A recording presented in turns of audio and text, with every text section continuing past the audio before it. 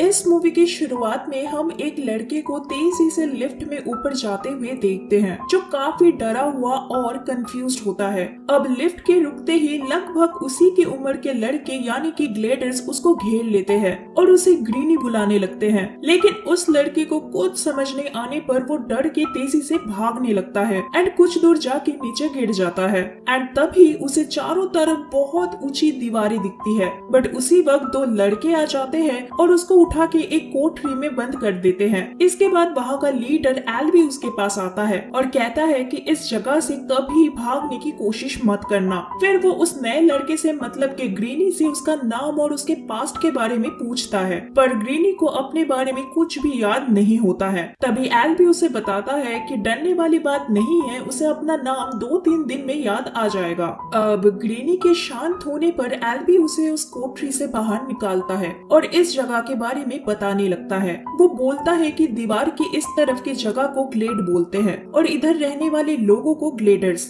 L भी कहता है कि यहीं पर वो लोग रहते हैं, काम करते हैं, अनाज उगाते हैं और यहीं पर सोते हैं एंड जो भी जरूरी सामान की उन्हें जरूरत होती है वो हर महीने उस लिफ्ट से आ जाता है, बट हर बार एक नए लड़के के साथ, जैसे कि इस बार वो आया है। और उन सब की कहानी ग्रीनी की तरह ही सेम है। वो लोग भी ऐसे ही लिफ्ट से ऊपर आए थे, उनको भी अपने पास्ट के बारे में कुछ भी याद नहीं है एंड उन लोगों को भी ये नहीं पता है कि लिफ्ट से सामान कौन भेजता है और वो सब इधर कैद क्यों है। अब ग्लेड में रहने के लिए एल भी उसे 3 रूल्स बताता है। पहला, अपने हिस्से का काम करना, दूसरा, किसी भी साथी ग्लेडर को चोट नहीं पहुंचाना और तीसरा, उन दीवारों के पार कभी भी नहीं जाना। अब ये सब जानने के बाद जक नाम का एक छोटा लड़का ग्रीनी को उसके सोने की जगह दिखाता है, पर ग्रीनी दीवार के पास जाने लगता है। चक के रोकने पर वो उसे पूछता है कि उन दीवारों के उस पर क्या है। रिप्लाई में चक बताता है कि वो मेज यानी कि भूल भुलैया है जिसमें सिर्फ रनर्स जा सकते हैं। अब तभी ग्रीनी 2 लड़कों को दीवारों के उस पार से अंदर आते हुए देखता है,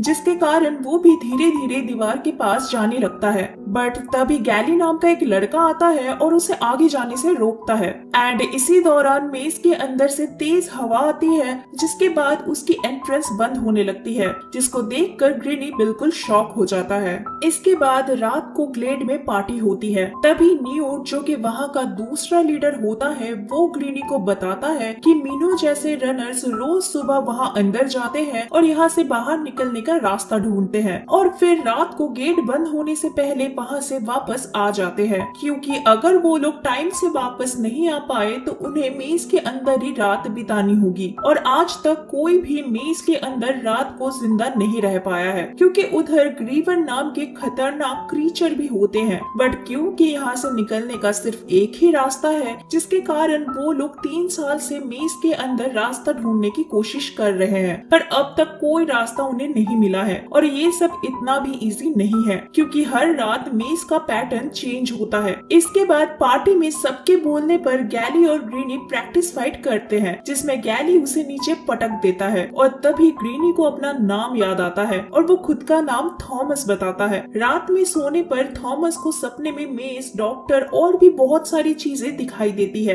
एंड साथ ही में एक आवाज सुनाई देती है जो कहती है कि विकेट अच्छा है और सब कुछ बदलने वाला है। अब सुबह ग्लेड में काम करते हुए थॉमस जब फर्टिलाइजर लेने जाता है तो वहाँ उसे बेन दिखता है, जो कि एक रनर होता है। थॉमस बात करने की कोशिश करता है, लेकिन बेन उस पर अचानक से हमला कर देता है, लेकिन थॉमस भी जैसे तैसे करके भाग के बाकी सबके पास पहुंच जाता है, जहां बेन को काबू में करने के बाद पता चलता है कि ग्रीवर ने उसे दिन में ही काट लिया है और इन्फेक्शन बॉडी में फैल जाने से वो ऐसा बिहेव कर रहा है। बट शॉकिंग बात ये थी कि आज तक पहले कभी भी ग्रीवर ने सुबह में किसी पर हमला नहीं किया था, क्योंकि ग्रीवर मेज में निकलते हैं, वो भी रात को गेट बंद होने के बाद। अब ग्रीवर के डंक मारने की वजह से बेन जल्दी मरने वाला होता है और इन्फेक्शन के चलते वो किसी पर भी हमला कर सकता है। तो इसी कारण से रात को मेज का गेट बंद होने से पहले सब लोग बेन को जबरदस्ती उसके अंदर भेज देते हैं उसे मारने के लिए। अब दूसरे दिन बेन के नहीं होने पर मिन्हो के साथ एल भी मेज में जाता है, क्योंकि वो सबसे पुराना ग्लेडर होता है। लेकिन शाम को उन लोगों के वापस नहीं आने पर बाकी ग्लेडर्स काफी परेशान हो जाते हैं और गेट के पास जाके उनका वेट करने लगते हैं। इसके बाद जब गेट गेट बंद हो रहा होता है तब वो दोनों गेट से बहुत दूर दिखाई देते हैं, जहाँ मिन्हो एल्बी को उठा के लेके आ रहा होता है। सब ग्लेडर्स चिल्लाते हुए उनको जल्दी आने के लिए बोलते हैं, पर किसी में हिम्मत नहीं होता है मेज के अंदर जाके उनकी मदद करने की। अब क्या करे और क्या नहीं करे, इस कंफ्यूजन में थॉमस जल्दी से मेज के अंदर घुस जाता है और वहाँ उसको मिन्हो से पता चलता है कि एल्बी को ग्रीवर ने स्टंग कर दिया है। इसके बाद एल्बी के बेहोश बॉडी को सेफ रखने के लिए वो दोनों उसे छिपाने की कोशिश करते हैं, लेकिन तभी अचानक से वहाँ पर ग्रीवर आ जाता है एंड उसे देखते ही मिन्हो थॉमस को अकेला छोड़ के वहाँ से भाग जाता है। और इधर इस डरावने क्रीचर को देख के थॉमस एल्बी को पकड़ के छिप जाता है। थोड़ी देर बाद थॉमस वहाँ से भागने की कोशिश करता है, पर ग्रीवर उसे देख लेता है और उसका पीछा करने लगता है। इसके बाद जैसे तैसे करके ग्रीवर से बच के वो मिन्हो से मिलता है और साथ ही इधर मेज भी चेंज होने लगता है, जिसके बाद थॉमस उसी का फायदा उठाता है और ग्रीवर को दीवारों में फंसा के मार डालता है। अब अगली सुबह गेट खुलने पर मिन्हो और थॉमस एल्बी को लेके वापस ग्लेड में आते हैं। सब लोग बहुत खुश होते हैं क्योंकि पहली बार कोई पूरी रात मेज में बिताकर जिंदा वापस आया था।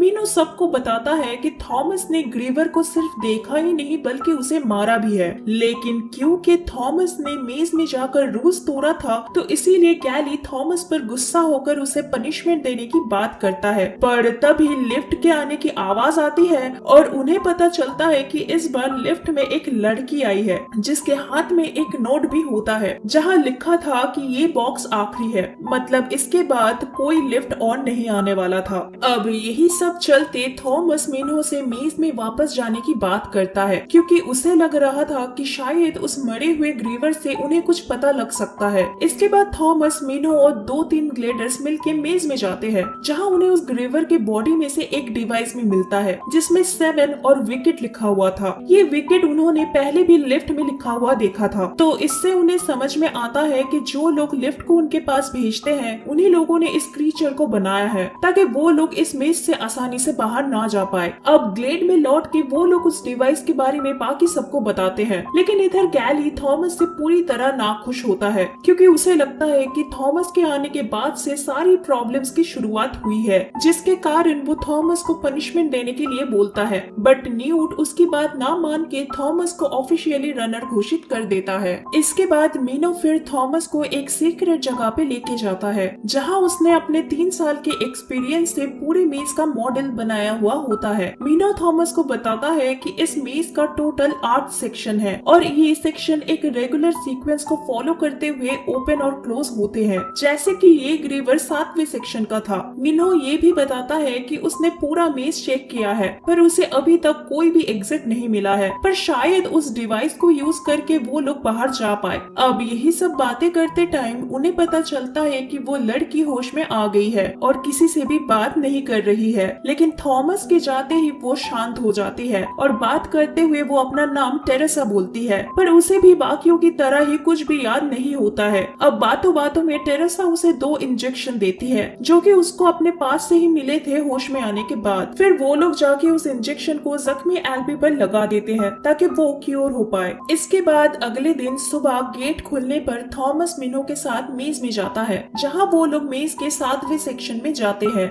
लेकिन हैरानी की बात ये थी कि पैटर्न के हिसाब से ये सेक्शन बंद होना चाहिए था। बट तभी अचानक से उस डिवाइस से कुछ आवाज आने लगती है और वो दोनों उस आवाज को फॉलो करते हुए एक नए जगह पर चले जाते हैं जहां उन्हें एक टनल नजर आती है और उस टनल से कुछ स्कैन भी होता है, जिसके बाद बाहर जोरों से आवाजें आने लगती है और मेज का वो 7वां सेक्शन बंद होने लगता है, जिसके बाद वो लोग वहाँ से भागने लगते हैं और जैसे तैसे करके जान बचा के वहाँ से निकल आते हैं। अब वापस आके वो लोग देखते हैं कि एल्बी ठीक हो चुका होता है और उसे पहले का सब कुछ याद भी आ गया है। वो बोलता है कि हमेशा से ही थॉमस ये मेज बनाने वालों का फेवरेट रहा है, लेकिन यहाँ पे आके उसने बहुत बड़ी गलती कर दी है। अब वो लोग आगे और बातें कर पाते तभी पता चलता है कि पहली बार रात को मेज का गेट बंद नहीं हो रहा है एंड मुसीबत और बढ़ते हुए बाकी के तीनों गेट भी खुल जाते हैं और देखते ही देखते उन गेट में से बहुत सारे ग्रीवर्स ग्लेड के अंदर आ जाते हैं, जिसके बाद वो ग्रीवर्स सब पे अंधाधुंध हमला करने लगते हैं, जिससे बहुत लोगों की जानें चली जाती है और सब कुछ जलकर तहस नहस हो जाता है। उन क्रीचर्स से बचने के लिए कुछ लोग ग्लेड के काउंसिल हॉल अस्पताल में आ जाते हैं, पर वहाँ भी एक ग्रीवर आके एल्बी को पकड़ लेता है। बट बहुत कोशिश करने के बाद भी थॉमस और उसके साथी एल्बी को बचा नहीं पाते हैं और मरते मरते एल्बी थॉमस को बोलता है कि सबको इस मेज से बाहर निकालने के लिए। अब ग्रीवर्स के जाने के बाद गैली थॉमस को दुश्मन बुलाता है, जिससे थॉमस भी सोच में पड़ जाता है और क्योंकि उसे भी काफी टाइम से नींद में फ्लैशबैक आ रहे थे तो सब कुछ याद करने के लिए वो अपने अंदर ग्रीवर का जहर डाल देता है, जिसके बाद टेरेसा उस आखिरी इंजेक्शन से थॉमस को ठीक कर देती है। अब ठीक होने के बाद अगले दिन थॉमस न्यूट, टेरेसा, मिन्हो और चक को उसकी याद आई हुई चीजें बताने लगता है कि कैसे वो और टेरेसा उन लोगों के लिए काम कर रहे थे जिन्होंने ये मेज बनाया है। वो बताता है कि ये सब कुछ एक टेस्ट है और बचपन से ही उन सब पर एक्सपेरिमेंट्स होते आ रहे हैं। अब इधर हम गैली को देखते हैं जिसने ग्लेड का कमांड ले लिया होता है, जिसके बाद ग्लेड में शांति लाने के लिए थॉमस और टेरेसा को गेट के सामने बांधने लगता है ताकि ग्रीवर आए तो उन्हें पहले मार डाले, क्योंकि उसे लग रहा था कि ये सब कुछ थॉमस और टेरेसा की वजह से हो रहा है।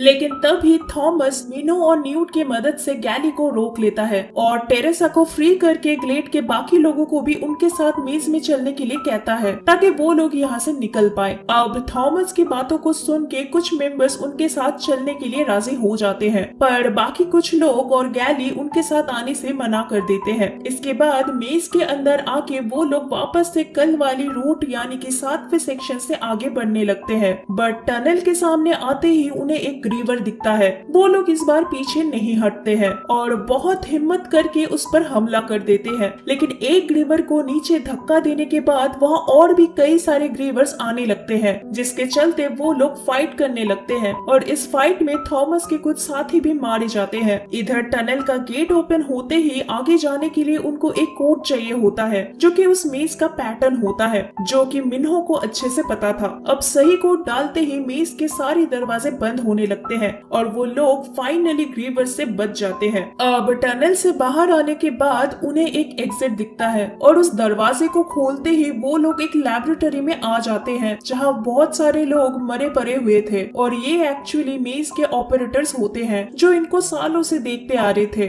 इसके बाद थॉमस उसके कंप्यूटर के सामने जाता है जहाँ वो काम करता था और एक बटन दबाता है जिससे एक रिकॉर्डिंग प्ले होने लगती है जहाँ हम डॉक्टर एवा पेज को बात करते हुए देखते हैं जो कि विकेट अका वर्ल्ड कैटास्ट्रोफी किल जोन डिपार्टमेंट की डायरेक्टर होती है। वो उन्हें बताती है कि मेज के बाहर की दुनिया अब इंसानों के लिए जीने की लायक नहीं है, क्योंकि एक मैसिव सोलर फ्लेयर की वजह से सब कुछ अब एक रेगिस्तान में बदल चुका है और इसी सोलर फ्लेयर के कारण फ्लेयर नाम के एक वायरस भी हर जगह फैल चुका है जिसका अभी तक कोई इलाज नहीं है और इसी वायरस का क्योर ढूंढने के लिए उन्होंने ये मेज बनाया था, क्योंकि विकेट वालों को यकीन था कि इन बच्चों के दिमागों को मॉनिटर करके वो लोग इस वायरस के क्योर को ढूंढ पाएंगे। अब जब एवा पेज उनकी बातों को कंटिन्यू कर ही रही होती है कि तभी हम लोग वीडियो में देखते हैं कि उनके पीछे से गन लेके कुछ मिलिट्री लोग अंदर आते हैं और वहाँ पे रहे साइंटिस्टों को मारने लगते हैं। इसके बाद एवा पेज उन लोगों को कॉन्ग्रेचुलेट करती है फर्स्ट टेस्ट को पास करने के लिए, क्योंकि वो लोग सक्सेसफुली मेज के बाहर आ चुके थे और फिर विकेट अच्छा है बोल के खुद को गोली मार देती है। अब इसके बाद बाहर जाने के लिए एक गेट ओपन होता है, बट कोई जा पाता उसके पहले ही गैली वहाँ आ जाता है हाथ में गन लेके और इधर हमें पता चलता है कि गैली को ग्रीवर ने स्टंग कर लिया है। इसके बाद गैली थॉमस को मारने की कोशिश करता है पर सही टाइम पे मिनो उसे मार डालता है, बट बदकिस्मती से थॉमस को बचाने के दौरान चक को गोली लग जाती है और वो